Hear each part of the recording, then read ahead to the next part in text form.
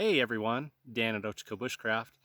Well, today, guys, I wanted to talk to you about what Dave Canterbury calls the 10 C's of survival. Now, if you're not familiar with Dave Canterbury, he was one of the original stars of the Dual Survivor series, which was on the Discovery Channel along with Cody. They did a couple seasons of that. He went on to start the Pathfinder School, Self-Reliance Outfitters, and he's got some YouTube channels, thousands of subscribers. So I imagine that most of you guys have probably heard of him. He's also an author. Two of his books, Bushcraft 101 and Advanced Bushcraft. And by the way, I highly recommend both of these books. Dave kind of came up with this idea of the 10 C's of survivability. Basically, it was 10 components that you should have with you whenever you're out here in the wilderness, all beginning with the letter C. I've added a couple more that I think should be a part of that, so I call it 10 C's plus 2. That's my thing, the Bushcraft thing, 10 C's plus 2. But I want to go over the 10 C's today, guys, because I can think back over the years. I put together so many kits, and I think every single kit that I have put together has had those 10 C's in it. So I agree that they are essential items to have. And if you're looking for a guideline in setting up a basic kit, you can't go wrong by starting out with the 10 C's. Again, Bushcraft plus 2. So I'm just going to read right from Dave's book on the 10 C's, and we're going to go through them. I'm just going to show you guys, because when you're putting together a kit, start with your 10 C's. You cannot go wrong. You can get something like a shoulder bag, a backpack, a fanny pack, a sling bag, pretty much anything that you can come up with. You know, I've got a pack that I picked up at a yard sale for a few bucks that I use for my workout hikes, and that thing's held up for years. So you can pretty much use anything you want, and then from there you can decide how elaborate you want to be. You can do a very small, compact 10 C's kit that will fit into a fanny pack, or you can expand it into something that takes up an entire big backpack. This is kind of middle of the road. I've got some small stuff in here. I've got some bigger stuff in here. The 10 C's plus the 2 that I've added, and I've got a few things in here that aren't part of the kit. So I'm going to ignore those for now as we go through this, but we're going to go through and look at 10 C's. So we'll just go off Dave's list here. This is from his Advanced Bushcraft book. In the first book, he just talks about the first 5 C's, which are your most important. Number 1 C, cutting tools. Okay, cutting tools. So obviously, I never step foot into the wilderness without a knife, almost always on my belt. I've been carrying my SE6 so far this year. It's on my belt. But I also have a knife on, we'll call this my 10 C's shoulder bag for today. 10 C's plus 2. I've got an SEJG3 on the outside here. But this is a perfect knife to have along. It's extremely rugged. I've batoned with this. I've carved with this. It's got a 90-degree spine, so I've used it to make shavings and start numerous fires out here. And it's still shaving sharp. I haven't sharpened this thing for a long time, and it still pops the hair right off. So something like this makes a great starting point for a cutting tool, SEJG3. Again, it's a great addition to your kit, also because it gives you another tool for striking a ferro rod, making fine shavings, and so forth with that 90-degree spine. Highly recommended. And that's something you want to think about too when you do your 10 C's kit, is redundancy, and we'll get into that a little bit. I not only gave myself a knife, I gave myself another tool for striking my ferro rod, another tool for making fine shavings and scrapings for a fire because of that 90-degree spine. Second most useful tool to have out here, you know, doing bushcraft or in a survival situation, is some kind of a saw. Silky Pocket Boy Outback Edition is a great choice. Baco Laplander is in a lot of my kits. It's a great choice. Again, this becomes kind of a multi-purpose tool in that the back of this, the spine, will make fine shavings out of fat wood and will strike a ferro rod. So a saw like this becomes a multi-purpose tool, and it's going to get me poles down for a shelter quick and easy, and it's going to get me firewood. So cutting tools. There's two things right there off the top. Let's go inside here. Before we finish the sea of cutting tools, I'm going to set a couple things off to the side that I just threw in here as extras, but are good to have, like leather gloves. I don't like having slivers and stuff, and it just protects my hands when I'm working. That's something you can throw in, but it's not necessarily a part of those 10c's. So let me dig down in here a bit. And I have another knife. So this becomes a backup knife. This is, by the way, the Victoriknox Ranger 78. This is the model that comes through the Pathfinder school. That's actually Dave Canterbury's school, or Self-Reliance Outfitters, that's done in green. So if you want this in the green, you have to go through Self-Reliance Outfitters. If you want it in the red, Amazon. But, did you hear that? Locking blade. I now have a nice backup knife. Hang on. So I got me a backup knife for carving.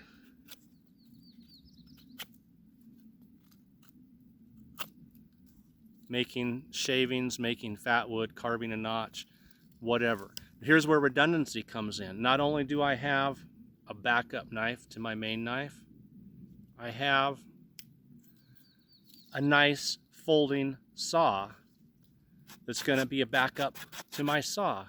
And this is big enough to get down some decent sized poles for a shelter, some decent sized wood for logs.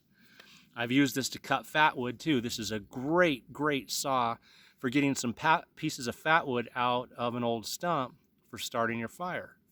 Not only that, flip this over, we got a 90-degree spine. Another alternative for shavings, another way to strike the ferro rod. Other tools in here, you know, bottle opener, can opener, and so forth. But what I like, and I'm going to go ahead and mention this now, I'll come back to it again later, but one of the things Dave recommends is like canvas sail needles for doing repairs.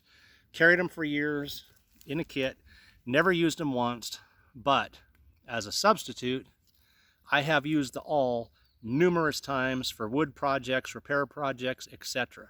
So in my mind, the awl on the back of this is a good substitute, or at the very least addition to the sail needles that he recommends as part of the kit.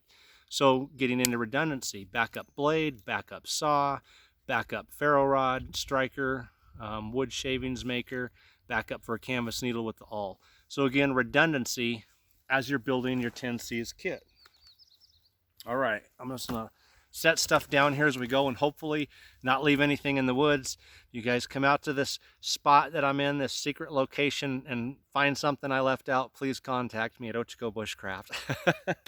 All right, let's go down Dave's list. Combustion devices such as a ferro rod or a lighter or wind waterproof matches. Obviously, if you're out here in cold weather, fire is going to be the difference between life and death. I mean, maybe you can get a debris hut and so forth, but boiling water, purifying water, heating yourself back up if you've lost all your body heat, drying out if you've fallen in the creek. Fire's a must. My favorite fire source, ferro rod. A nice 5-inch ferro rod, or in my bigger kit, 8-inch. This is actually 5-inch here. Bushcraft Outfitters, which if you use the code Ochiko, you'll get a discount on anything you purchase through them. You can get 5, and they're 8-inch. I love their 8-inch. That thing throws sparks from here to clear over to Michigan. So guys over there in Michigan, watch out. You might get sparks from Oregon. But that's just, you know, a great way for making fire. Do fire all the time out here using fat wood shavings. So combustion device. Again, I don't leave it at just one. I'll move a couple things out of the way here so we can maneuver around a little bit easier. All right. So I don't leave it at just one. I have a lighter, bright red, so if I set it down, I usually red, orange, pink, something that if I set it down like I'm about to, I can find it easy.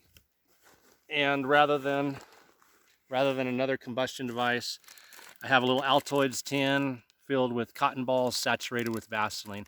So here's the thing, you can have 25 windproof, waterproof matches, 15 seconds of burn time on each, or you can have one cotton ball with Vaseline. All you got to do is hit it with a single spark and you have 7 minutes of burn time. So this, a little container of cotton balls with Vaseline, ferro rod, you know, a backup lighter, whatever you like, and you've got your combustion devices, options for your kit. Okay, next on Dave's list, cover elements. So this is just a small shoulder bag. We can get elaborate. We can have a tent. We can have a sleeping bag. We can have a ground pad. That's like the ultimate there. You're insulated from the ground. You have your own little house inside your tent, protected from the insects and everything. And you got a sleeping bag that's good down to zero. You've got it made. But, you know, here we go. This is, like I said, this is kind of what I would call a medium to a small medium, because I've got some extras in here. But take away the extras and everything here will fit into something smaller. So, cover. This is a 5-foot by 8-foot tarp from Bushcraft Outfitters, which weighs practically nothing, but keeps the wind out, the rain off, and this is fire retardant. And I've had ashes, sparks from the fire, embers hit this numerous times, not a hole yet. So takes up very little room. This will actually, you know, fold up even smaller, takes up little room, and I have cover prepared and ready to go.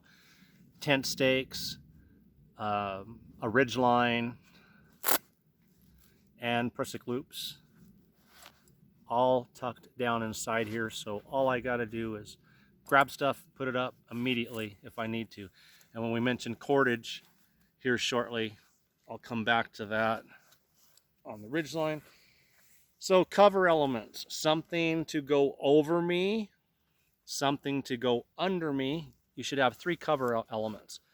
Something to cover you, something to go underneath you, and something to wrap up in, you know, or something, you know, to be on top of, something to be underneath, and something to be inside of. So just a small contractor's bag, which I can fill up with pine needles out here, fir boughs, leaves, whatever, and it doesn't matter if they're wet because the bag will keep me dry, and it's big enough to keep my upper body insulated from the ground, stretch out on. So just, I can tuck this right down in my shoulder bag, takes up no room, and I now have something to protect me from the wind and the rain, something to protect me from the cold of the ground, and an SOL heat sheet, something to wrap around me. And if I have fire or even a little candle, which I did a video on, I'm going to be warm. I'm going to get my body heat back. So something to go over me, something to get inside of, and something to go under me. And I've got my cover elements. Light, compact. It's taking care of the basics.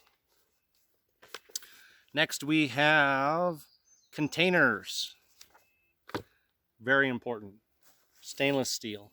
Got my 38-ounce Nalgene water bottle. I've done videos on why I like this, how I can tie cordage around the lip and lower this down a bank to get water. But the big thing here, I have 38 ounces of water with me to hydrate while I'm out on a day hike or out a resource walk away from camp, which is what I usually use a shoulder bag like this for, is resource walks or scouting an area for a campsite, hunting site, whatever. So I've got 38 ounces of water, but I have a way to boil water. You fill this with water, boil it, and the water is purified, ready to go. So a nice stainless steel canteen, water bottle. Your container's covered. You can get backups, carry backups, a water bag, water filtration system. Because space is limited, again, I'm using this small little shoulder bag. I've chose just the one container, but I haven't ever been in a situation where I've really needed more. Cordage. Okay, I mentioned cordage earlier.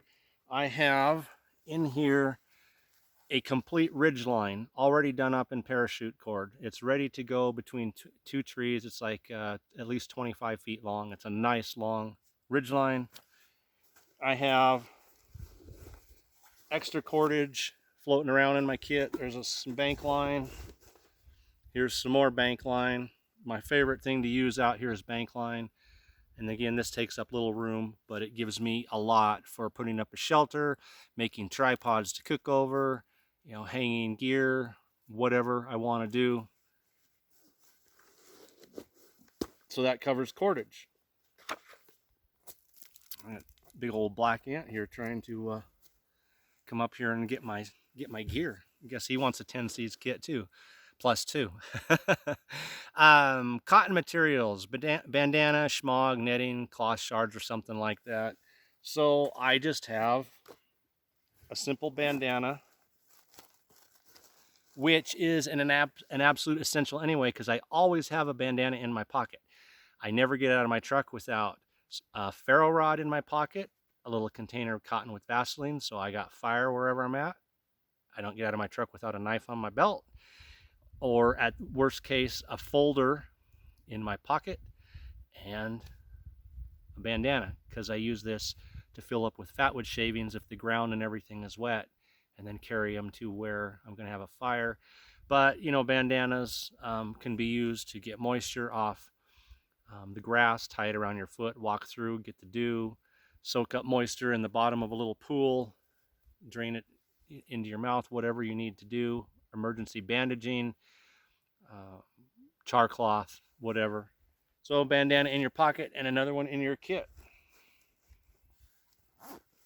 Okay, next on Dave's list of 10C's, we go to cargo tape. Good old Gorilla Tape. There we go. This stuff is really cool for emergency shelters. If things go sideways with my cordage, I can wrap up this for a tripod. I can tape off corners of my tarp. If the tarp tears, I can repair it. If a loop tears, a tie-out tears, or a grommet, if I'm using something with grommets, a poncho, this can be used to fix that place, put cordage through it. It can be used to start fires. It's a great multi-purpose item, and just a small roll like this is great to have. Again, just so you know, I've got some things in here that aren't part of 10C's and 12C's, like binoculars, because I love to watch wildlife.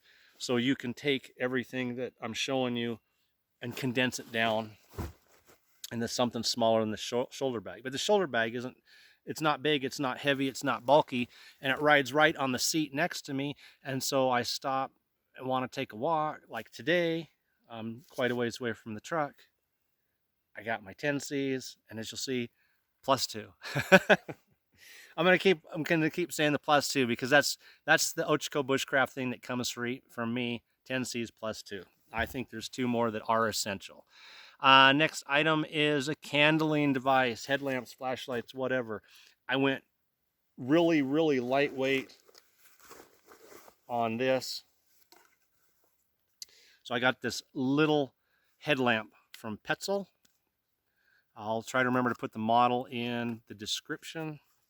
It comes in like a little red carrying case, which is cool if I take it out and set it down. And so it's sealed up on both sides, but I put this against my head like so, and then open it up. And I have super easy because I just flip up and grab the switch. I don't have to go through buttons 1, 2, 3. I get my red. Well, I scared everything else off around me with the big white flashes. But I can turn it off down here on the bottom so that if I know I'm going to want to start with red, I can start with red. Or I can flip it off up here on the top and start with white. So there's a white, there's a brighter white, there's emergency white. Get down here into the reds. We have a red. We have an emergency red. And again, what I like is you can start on either end. I know when I turn my light on tonight, the first thing I'm not going to want to do is light up the whole countryside. So I'm going to turn it off on the bottom, come up to the red. This thing, as you see, is super tiny, weighs a couple ounces. And something like this, if you want a 10c's kit that will basically fit in a belt pouch, perfect. Little bonus, not real loud. Of course, I could blow it a lot harder and louder, but I do have an emergency whistle. Okay, and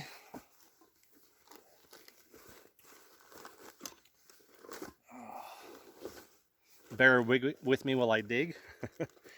These are my favorite lights. Out of every single light I've ever bought, the little, was it 3T EOS? I really like these from Olight. For a while you could get them in green. The green comes and goes. I've got one green. I've got a couple in this brown, and I got a whole bunch in black around my house, in every kit, on the visors of my truck, everywhere. This is just a great light. It just gives you a low and a high, and it has a band, so you can turn this band around the other direction, put it on your hat, and use it like a headlamp. And again, for you guys looking to put together super small, lightweight, compact 10c's kit, here is a great choice. Okay, next on Dave's list, we go from candling devices to compasses. I kind of went middle of the road here. My bigger kits all have the compass with the mirror and everything. A lot more advanced direction finding. I don't usually travel too awful far, but I still have a good compass in here. I can make adjustments and backtrack, direction find, and so forth. So a compass doesn't have to be big, doesn't have to be heavy. Something like this, keep it simple, works great as you're putting together your 10c's kit. And let's see, are we down to Dave's last 10c's? I believe we are. The cotton or the canvas repair needles or sail needles. I don't have them in this kit. I do have them in some kits. But for me personally, over the years, I have never once used them. Where I have used the awl on my Swiss Army knives, on my multi-tools, for a wide variety of tasks. You can, if you want to repair leather, do gear repairs, of course it's going to make a much bigger hole than a sail needle, so you still might want to have those. I just chose to go with the awl as part of this kit. Okay, I've been saying all along, 10c's plus 2. What are the 2 extra C's that I recommend be an essential part of your 10c's kit, so it becomes 10c's plus 2 kit? 1, calories. Just some simple calories. Here's some trail mix that I got shoved down in here. This is a great energy boost. Cliff Bars, Pro Meal bars, things that make you feel good because it just happens to be a good old favorite. Mine, sausage and cheese. I love these things. The heartburn I get later, not so much, but these things are great. So that C, calories. That's one of the other 2 C's. If you're out here even just on a day hike for a few hours, you're going to get hungry, you're going to lose energy. You can stop and eat a bag of trail mix, drink some water, get your energy back, and you feel a lot better, and the hike's much more enjoyable. So it's just common sense for that. Survival situation, I got to stay the night out here. It's easier to stay warm if you're consuming calories. It's easier to maintain body heat if you are hungry and cold. It's harder to get warm without calories. It's harder to stay as psychologically up or as physically as aware if you are hungry and getting hungrier. You get your shelter made or whatever you're going to sleep in for the night and crawl in and then consume things with fats in it, carbs in it, like that trail mix is full, it's got nuts in it, full of good fats. Those calories will help you get your body heat back. They will give you energy for the next morning when you need to start hiking out or, doing the next phase of your survival situation. And they're going to give you more mental awareness because you're not losing focus because all you can think about is your stomach, or you're losing focus because you're losing energy. And if it's something that's a good old favorite, that, a feel-good food like the sausage and cheese, which is, hey, full of fat anyway to help warm you up, it's going to give you a few minutes of, okay, everything's okay. I'm eating my favorite snack here. Stress just, go away for a little bit. And the final C on my +2 is care. So we have Dave's 10c's. We've added calories. Now we're adding care.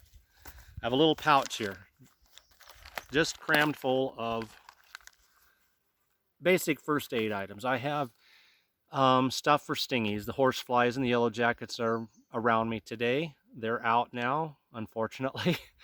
I've got stuff to treat burns, stuff to treat cuts, scrapes. I've got bandages. I've got antibiotic ointment. I've got benzocaine wipes, things to clean it out with. I've got some gauze pads and some tape if I get a bigger boo-boo. All shoved in a little pouch, and a few other odds and ends that just go along with, again, care. I have insect repellent because putting some of that on my arms and my neck is going to keep the horse flies and yellow jackets away. So I have, Natrapel, 8 hours. I've got sunblock, protect my face and my arms so I don't get burned and have to deal with that. And I have just some handy wipes in here, so if I need to sanitize my hands because I've gotten into something nasty and I don't want to have my fingers on my food or around my water. So care. So there it is, guys. 10c's +2. Just some ideas, Again, you can go elaborate. Cover, sleeping bag, tent, ground pad, but then you're talking a big backpack. Or you can go something as small as a belt pouch and just put in a couple SOL heat sheets, emergency blankets. One to wrap up around you, one to tie up the corners and use as a tarp, and then you'll just have to gather debris for your ground insulation. But this kit, take away the few extras I have in here. I even have a little bit more food than I really need because I'm planning on having lunch today out here. I've got binoculars for bird watching, an extra comforter item or two down in there. Take those away. I got me a nice little compact 10c's +2 kit. Got some leather gloves sitting on top so I can bushcraft out here all day with no slivers. Have a blast. Doesn't have to be heavy, doesn't have to take up a lot of room. But having a kit like this that you throw in your vehicle whenever you head out, and it's handy, it's on the seat next to you or right behind you, so that when you get out, you will actually grab it and take it with you and not leave it in your rig, as unfortunately search and rescue sees out here almost weekly. I left everything in the truck, thought I would just go for a walk and come right back, got in trouble, save me please. So anyway, I just thought it'd be fun to come out here, guys, and talk about the 10c's +2, give you some ideas of what you can carry, how you can set yours up. Again, credit to Dave Canterbury for coming up with this idea, for writing some great books, running a good survival school, putting on some good YouTube videos, and I have done a lot of kits starting out 10c's And other kits where I paid no attention, when I got done and looked back, 10c's are all there every time. So thanks guys for watching. Dan at Ochiko Bushcraft. Hope that this helped you out in some way. Take care, everybody out there. Enjoy yourselves. Again, put together your 10c's plus 2 kit and be safe.